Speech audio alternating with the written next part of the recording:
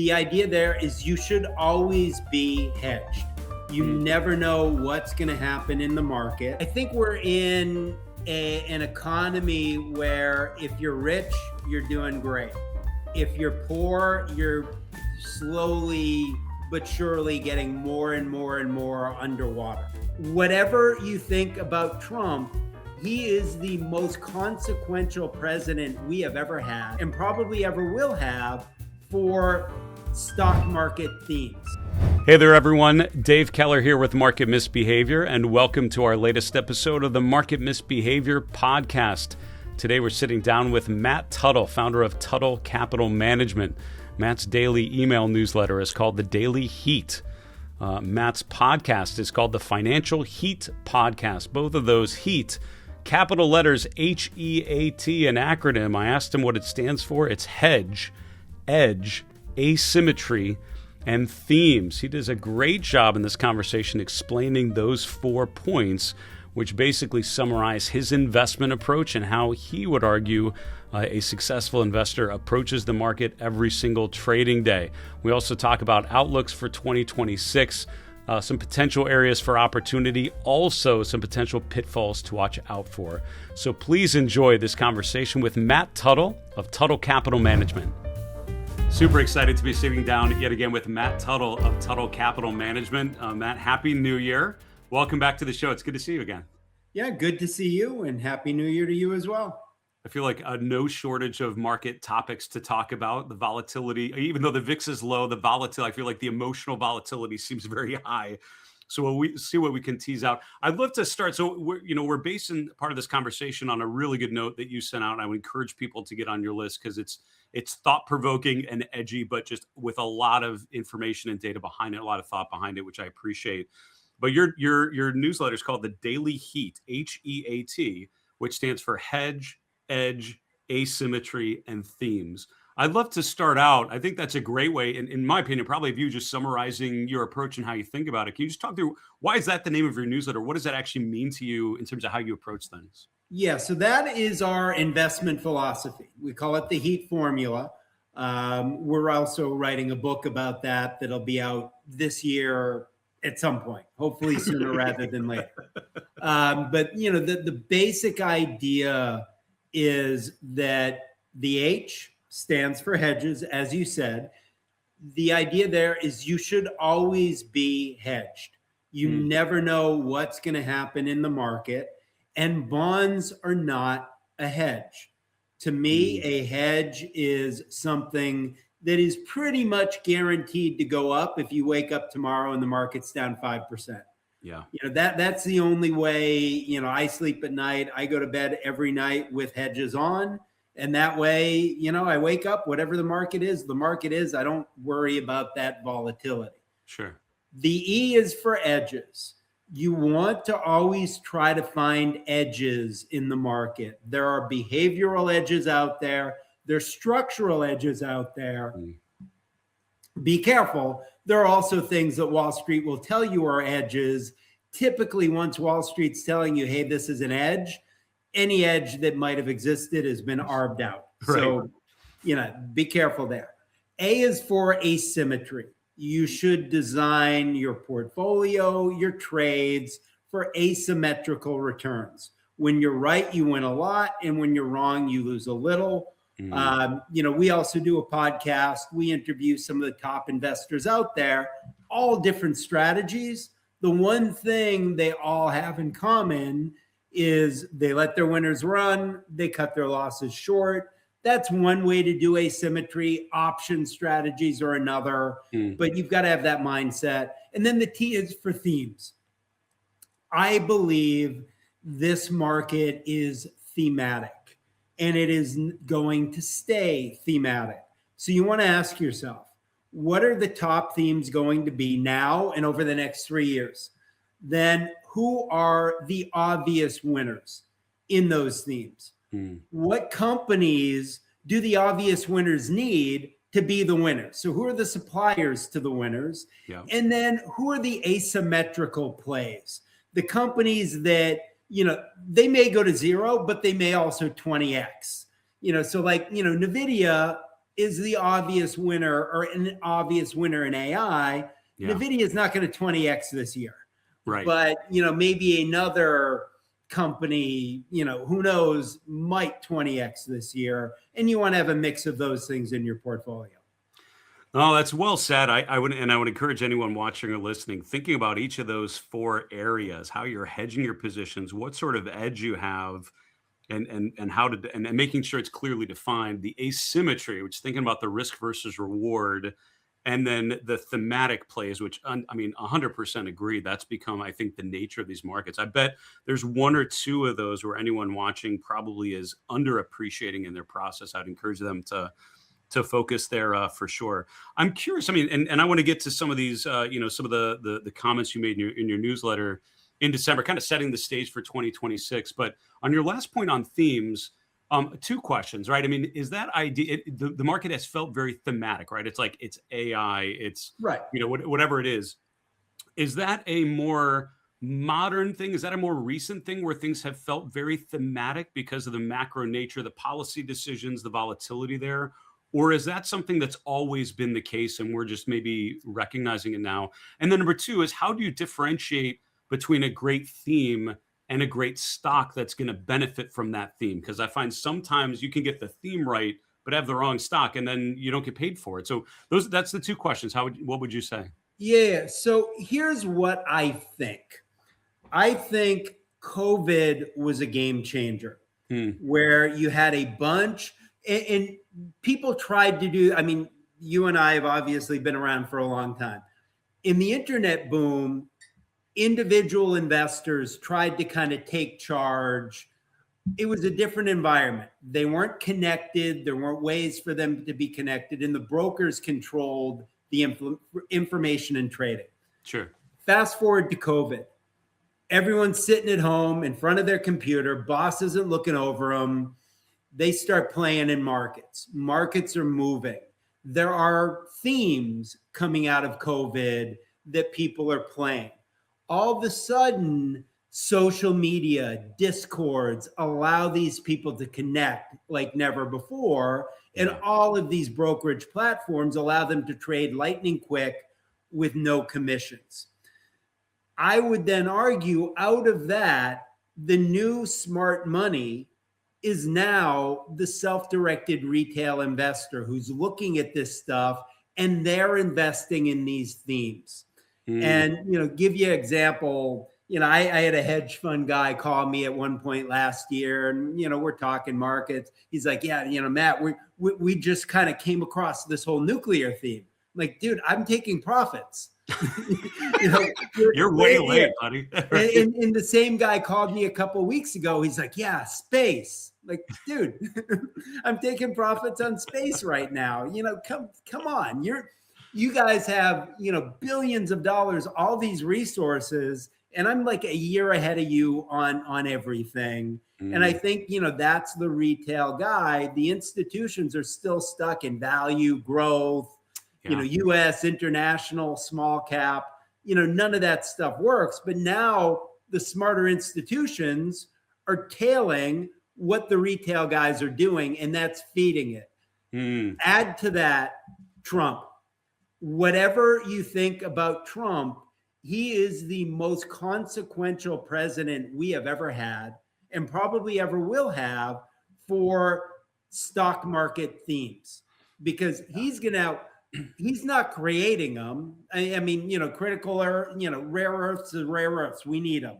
AI, energy, whatever. But he's out there turbocharging, tweeting about this stuff, doing executive orders about this stuff. So now that just puts it all on steroids. That's why I think this market is thematic. And because Trump's going to go away in 3 years. But the retail guy's not. So I think it's always going to be that way. Your other question, that's the hard part. It's one thing to say, AI. I mean, everybody knows AI is a dominant theme.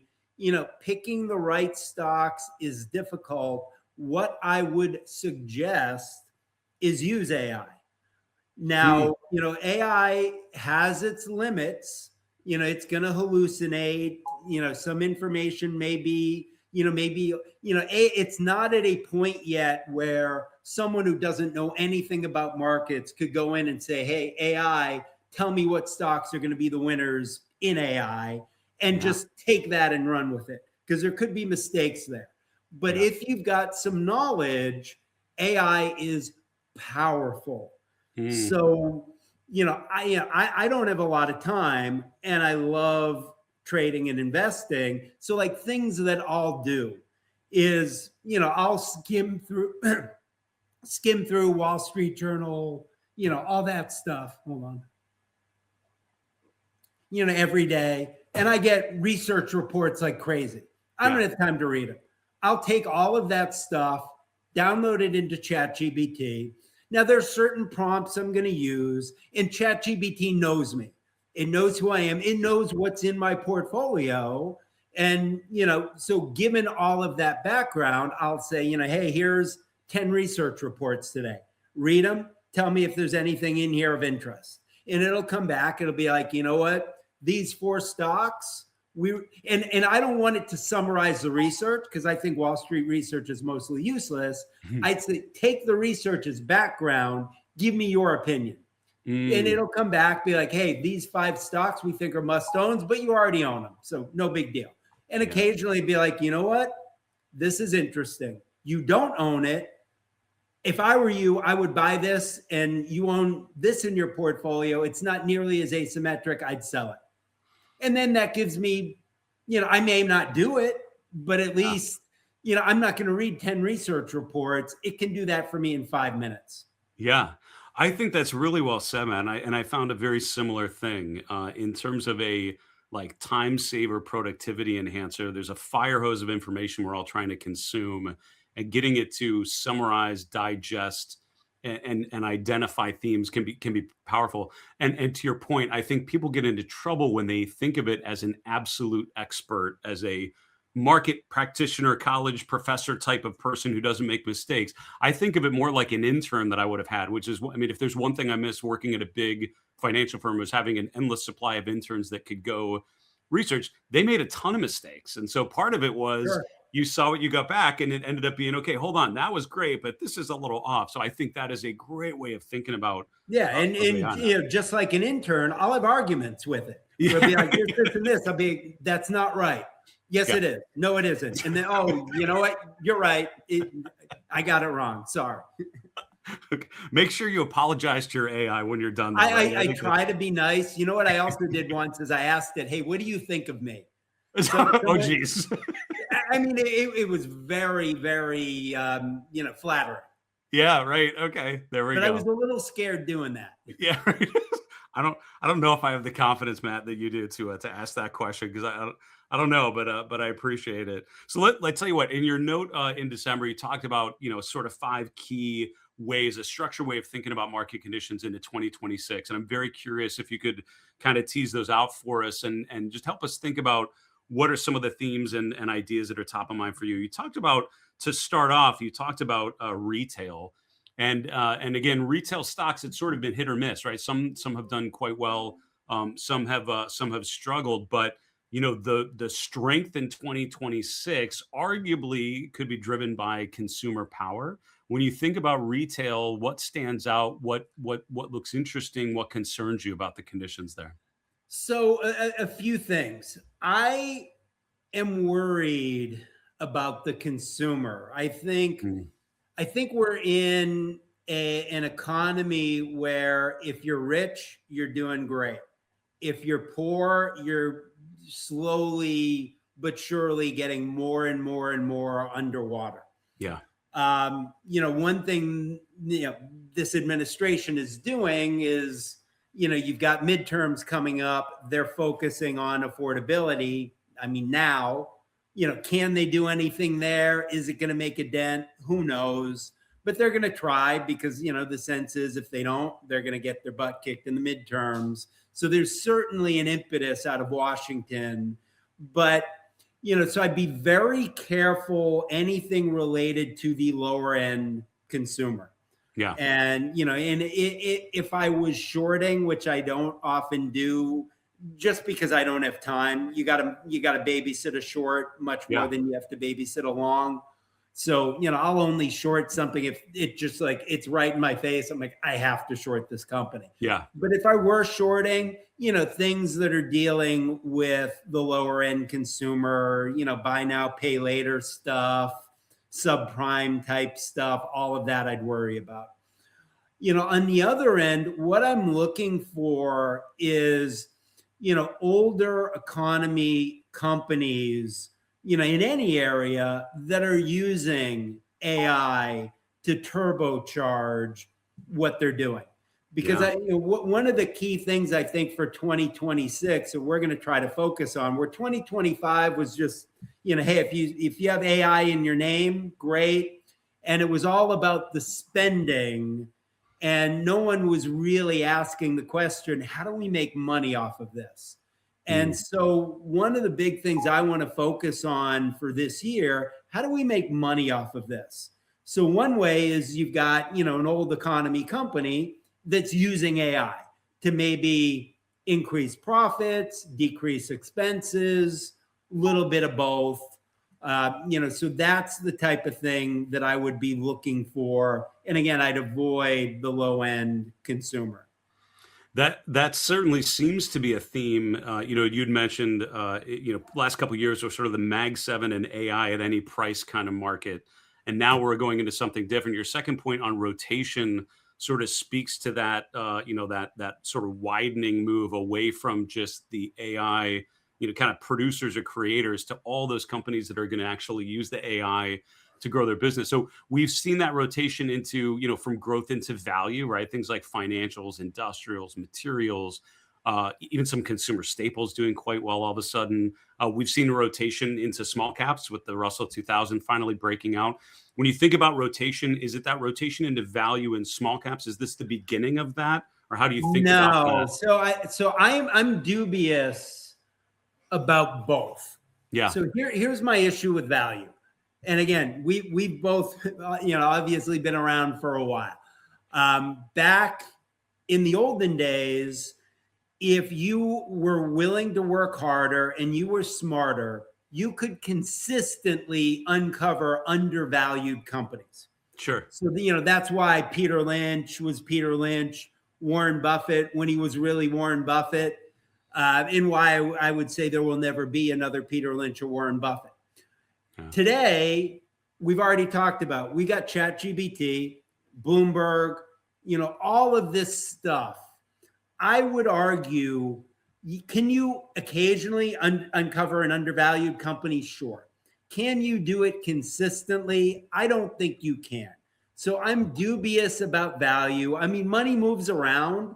So, growth goes up here, values here. Money's going to go back into value because that's just how it works.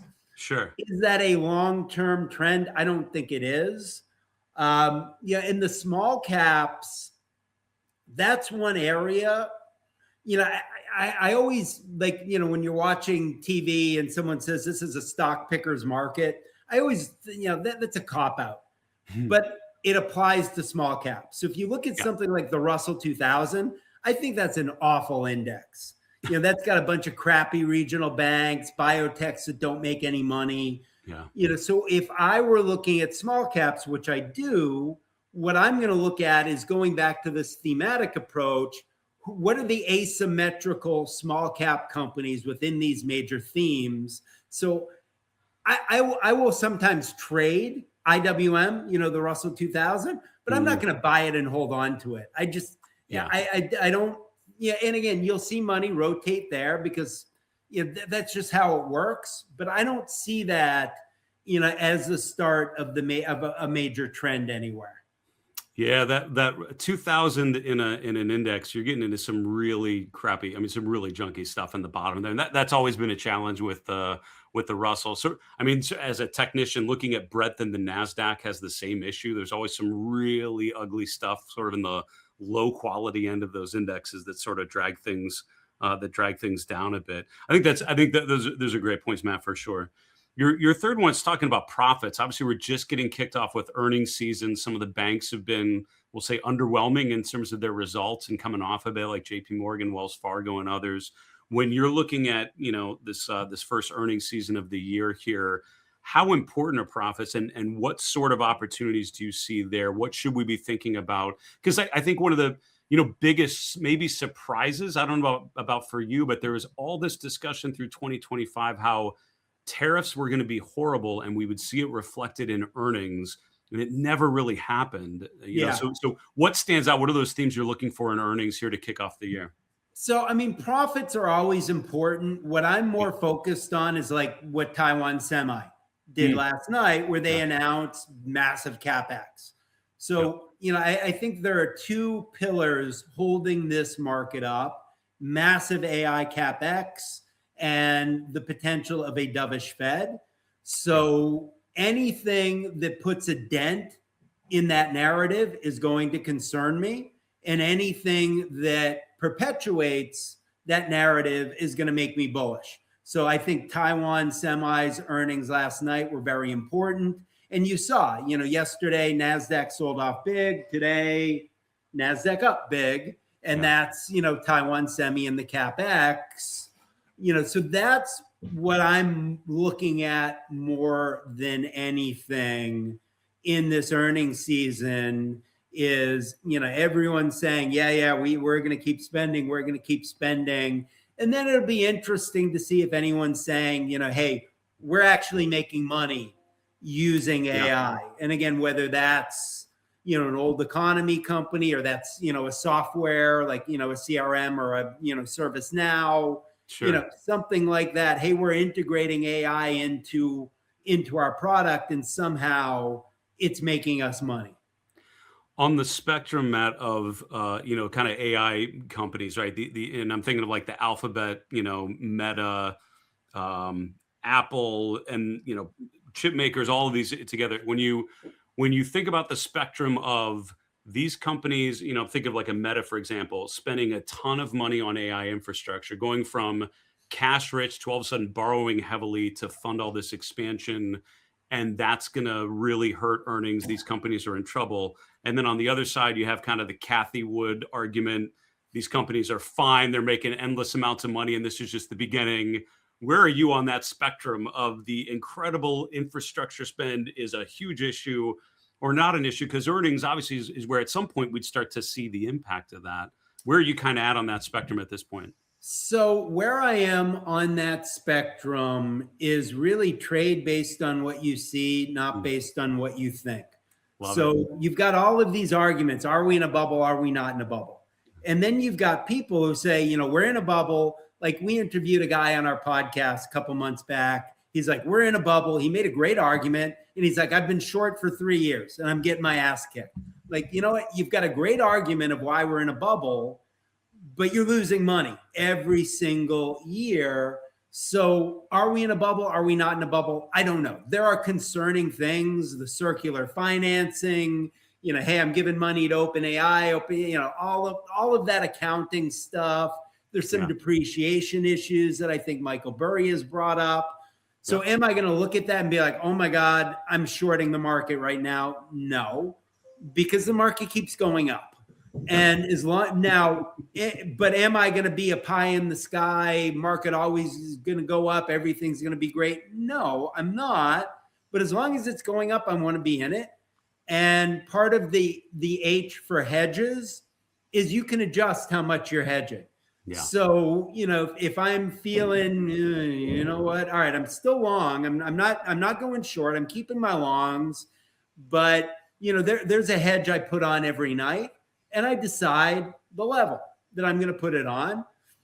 I'm sitting here, it's 350. I'm like, oh man, I'm a little nervous. I'm going to make my hedge a little bit bigger tonight than normally I would. And I probably will anyway, because, when the market goes up, I tend to add to my hedges. And like yesterday, I took hedges off. So that I think contrarian like that. But that's really how I look at that. I could tell you whatever my opinion is, but nobody really knows. Are we in a bubble that's going to eventually burst? Probably, like the internet bubble. It burst, but then then all those companies ripped. I mean, if I bought Microsoft, March of 2000, I mean, I'm up a gazillion dollars, Okay. whatever it is. So I'm not going to sit here, try to predict it.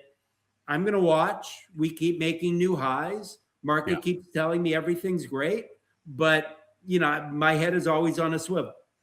I love that. Paying attention to the market action and using that to gauge where we're at, I think is brilliant, Matt. Your fourth point was on policy, and you'd mentioned earlier, the policy decisions obviously coming very quick and sudden. In a lot of ways, not surprising. It was just the speed and severity of some of the policy changes have certainly been unsettling to the markets at time, but overall pretty positive. What stands out to you on the policy front?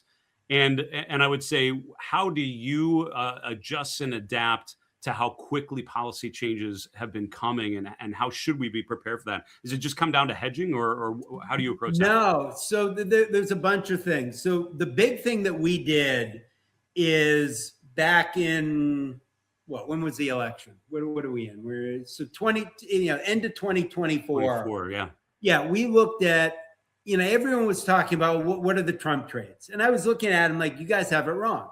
Yeah. The one obvious Trump trade is European aerospace and defense companies, because we knew Trump won. Not a big fan of NATO, not a big fan of the U.S. paying for the defense of all the NATO countries. What was the obvious thing in Trump too? He was going to go back to that theme. So we were able, in perfect timing, to launch a European aerospace and defense ETF. I don't remember what it was up last year, but it was like 80%. I mean, it was insane.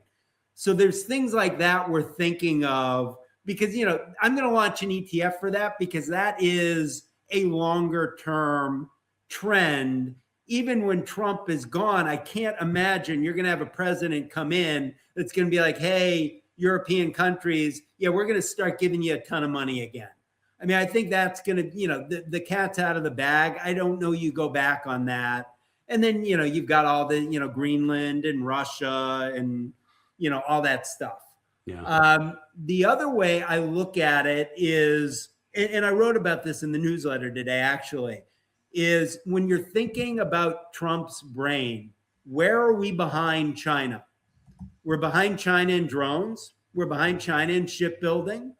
What do we need strategically in the AI arms race? Power infrastructure.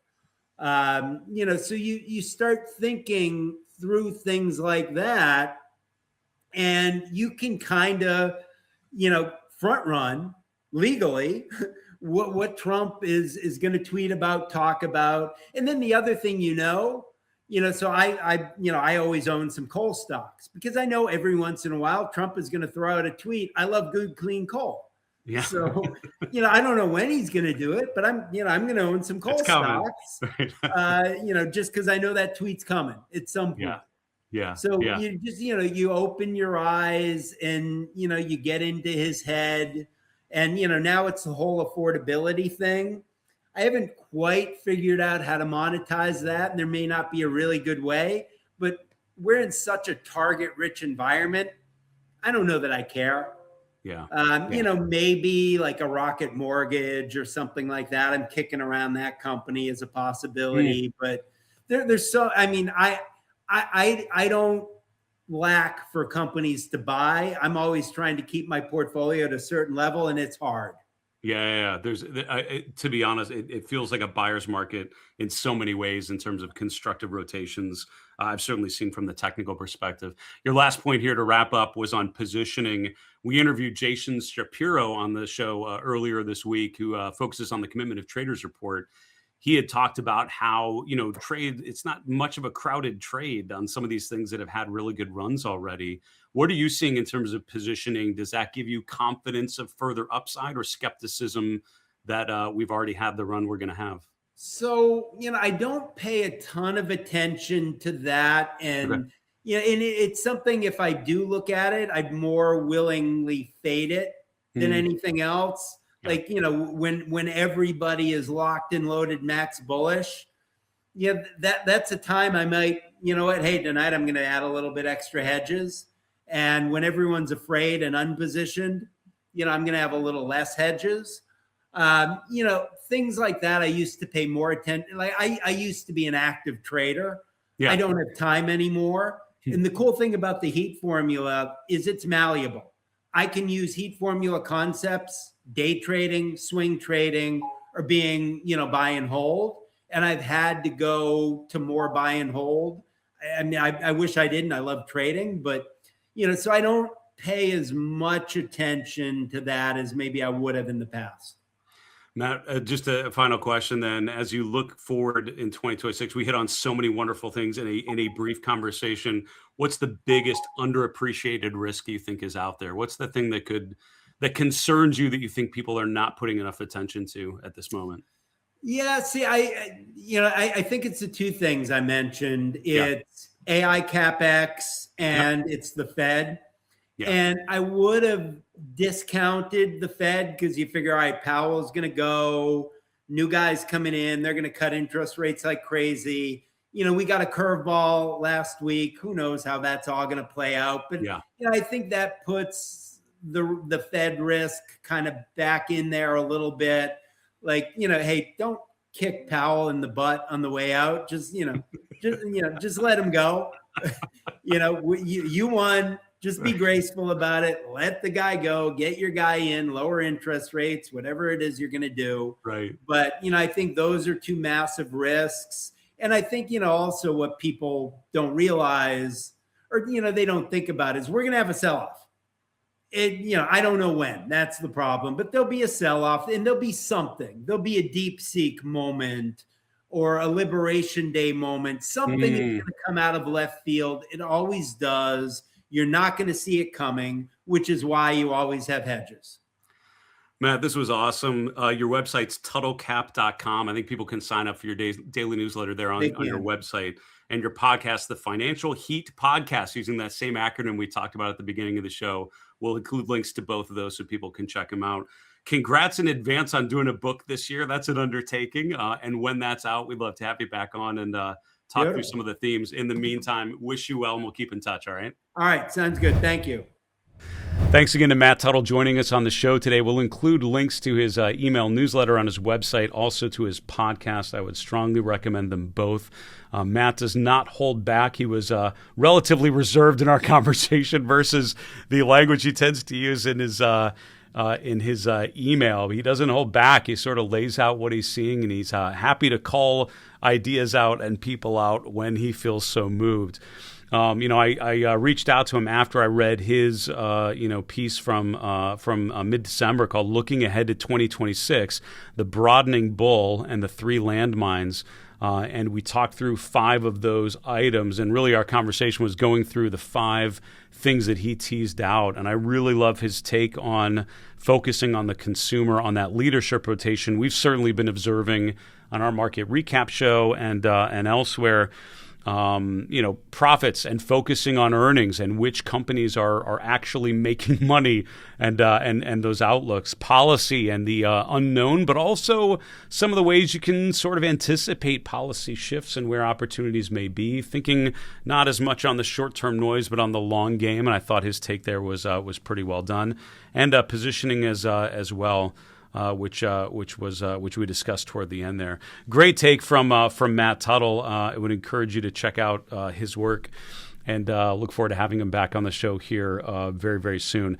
That idea, right, and that's something that came up a lot, when I'm thinking of this conversation, that idea that we're moving from the AI producers, the AI creators, to the AI adopters, right? The companies that are actually going to leverage these AI tools to build more tractors or widgets or stuff or whatever that is, or services. That's the rotation we've started to observe. That's where you could certainly see quite a bit of strength and opportunity here in 2026. That came up a lot in the CMT Association conference I was at last month, and certainly reiterated with my great conversation there with Matt Tuttle.